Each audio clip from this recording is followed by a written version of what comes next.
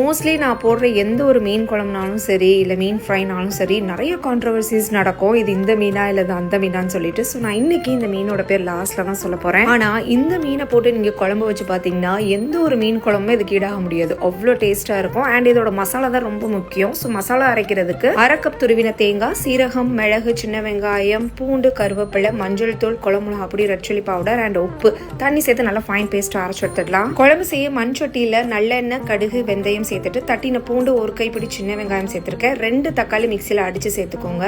வெங்காயம் தக்காளி நல்லா வதங்கி வந்ததுக்கு அப்புறம் நம்ம அரைச்சு வச்சிருக்க மசாலா அண்ட் கொஞ்சோண்டு புளி தண்ணி 2 கப் அளவுக்கு தண்ணி சேர்த்துட்டு குழம்பு நல்லா கொதிக்க விட்டுருங்க. ஒரு 10 to 15 நிமிஷம் வரைக்கும் லோ ஃபிளேம்ல குக் பண்ணி எடுத்தீங்கன்னா எண்ணெய் நல்லா பிரிஞ்சு வந்துடும். ஸோ அவ்வளவுதான் நம்மளோட குழம்பு ரெடி. சுட சுட ஒயிட் ரைஸ் அண்ட் இட்லிக்கு ட்ரை பண்ணி பாருங்க. அவ்வளோ நல்லா இருக்கும். ஃபைனலா நீங்களும் மீனோட பேர் என்னன்னு கண்டுபிடிச்சிருப்பீங்கன்னு நினைக்கிறேன். கொடுவா மீன் குழம்பு நீங்களும் ட்ரை பண்ணி பாருங்க.